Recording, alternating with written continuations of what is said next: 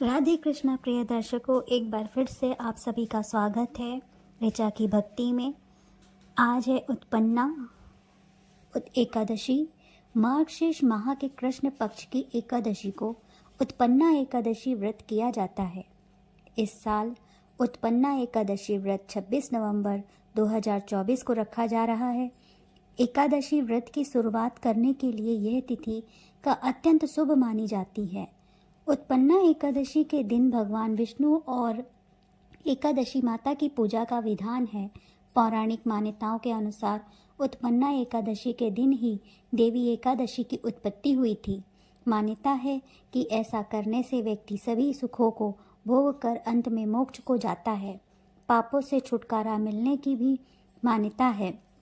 जाने उत्पन्ना एकादशी के बजे शुरू होगी और पूजन के शुभ मुहूर्त पर व्रत पारण का समय भी जानते हैं। उत्पन्ना एकादशी तिथि 26 नवंबर को सुबह 1:01 पर प्रारंभ होगी।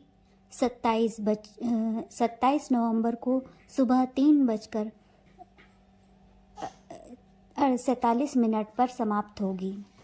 उत्पन्ना एकादशी पर बन रहे कई शुभ संयोग हैं।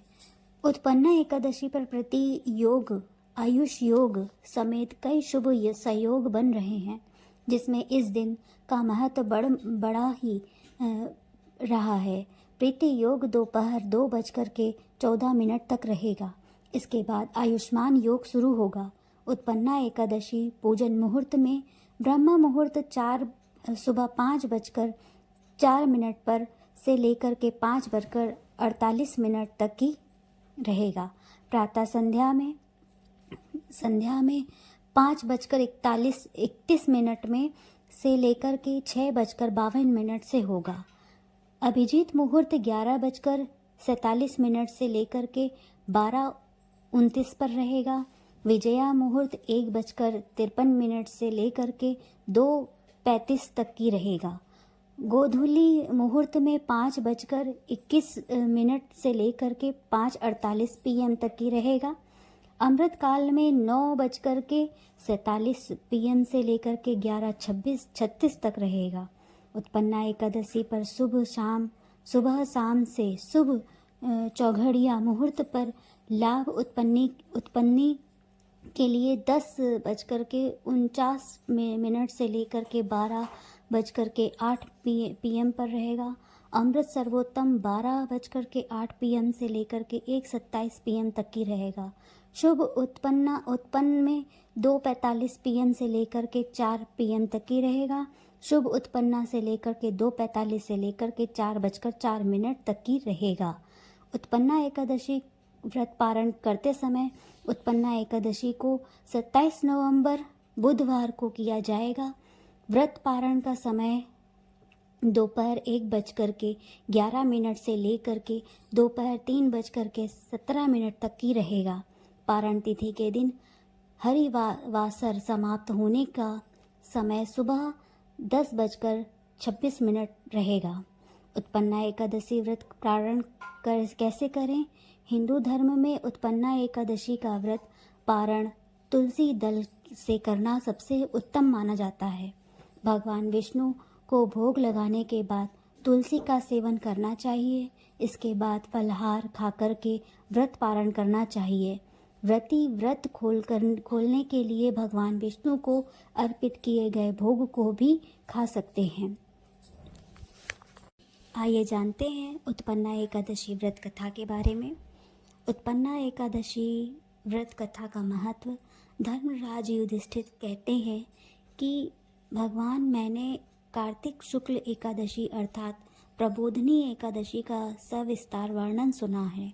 अब आप कृपा करके मुझे मार्गशीर्ष माह के कृष्ण पक्ष की एकादशी के विषय में भी बतलाइए। इस एकादशी का क्या नाम है तथा इसके बाद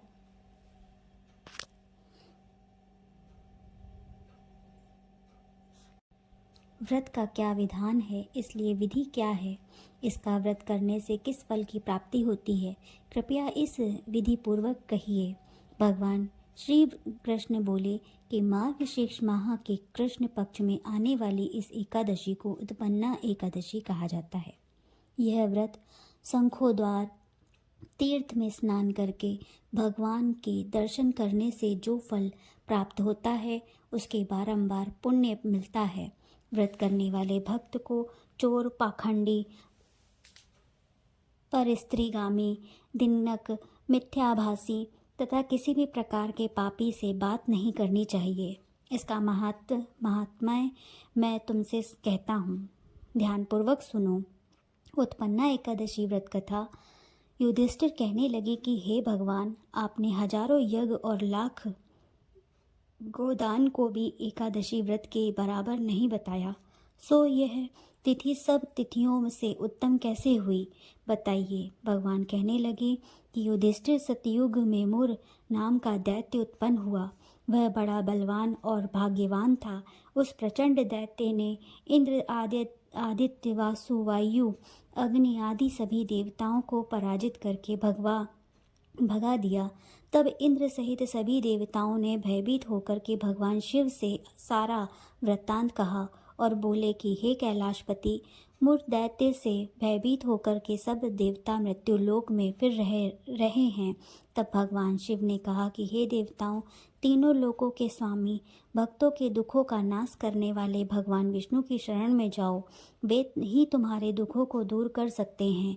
शिव जी ने ऐसे वचन सुन करके सभी देवता क्षीर सागर में पहुँचे। वहाँ भगवान को शयन करते देख हाथ जोड़ करके उनकी स्तुति करने लगे कि हे देवताओं द्वारा स्तुति करने योग्य प्रभु, आपको बारंबार नमस्कार है।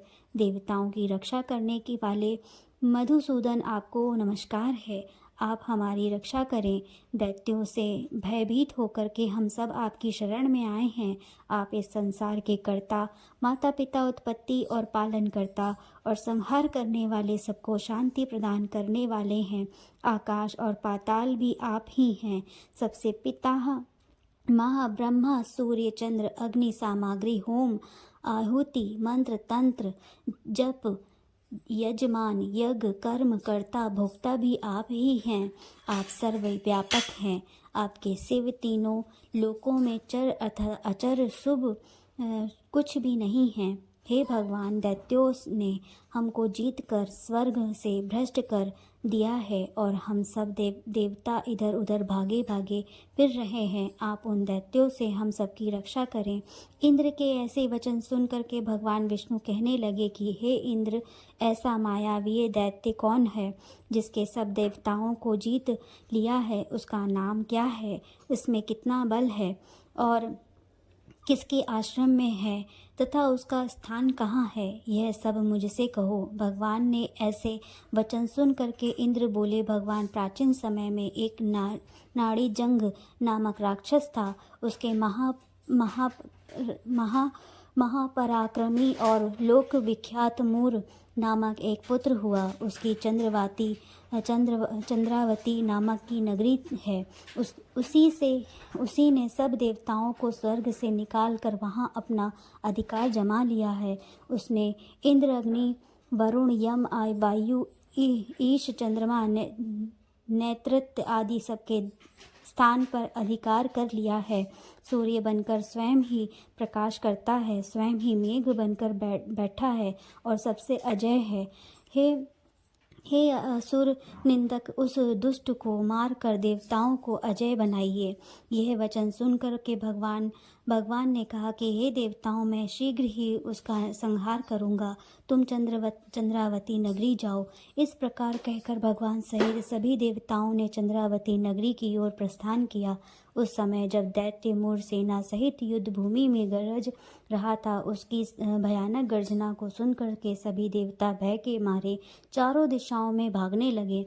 जब स्वयं भगवान रणभूमि में आए तो दैत्य उन पर भी अस्त्र शस्त्र आयुध लेकर दौड़े। भगवान ने उन्हें सर्प के समान अपने बाणों से बीध डाला। बहुत से दैत्य मारे गए, केवल मूढ़ बचा रहा। वह अब चल भाव से भगवान के साथ युद्ध करता रहा। भगवान जो तीक्ष्ण बाण चलाते वह उसके लिए पुष्प सिद्ध हो जाता। उसका शरीर छिन्न भिन्न हो गया, किंतु वह लगातार युद्ध करता रहा। दोनों के बीच मल्ल युद्ध भी हुआ। 10,000 वर्ष तक उसका युद्ध चलता रहा, किंतु मूर नहीं हारा। थक कर भगवान बद्री का आश्रम चले गए। वहाँ हेमवती नामक सुंदर गुफा थी।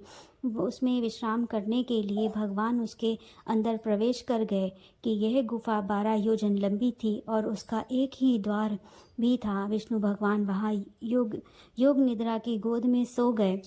मोर भी पीछे पीछे गया और भगवान को सोया देखकर मारने को उद्यत हुआ। तभी भगवान के शरीर से उज्ज्वल कांतिमय रूप वाली देवी प्रकट हुई। देवी ने राक्षस को मोर को ललकारा, युद्ध किया और उससे तत्काल मौत के घाट उतार दिया। श्री हरि जब योगी निद्रा की गोद से उठे तो सब बातों को जानकर उस देवी से कहा कि आपका जन्म एकादशी के दिन हुआ है, अतः आप उत्पन्ना एकादशी के नाम से पूजित होंगी। आपके भक्त वही होंगे जो मेरे भक्त हैं। जय जय श्री हरि। प्रिय दर्शकों, आपको ये कथा अच्छी लगी हो तो हमारे चैनल को लाइक, शेयर, सब्सक्राइब करना ना भूलिएगा। ये कथा पढ़ने और सुनने मात्र से ही सभी के कष्ट नष्ट हो जाते हैं। आपका परिवार मंगलमय हो। धन्यवाद।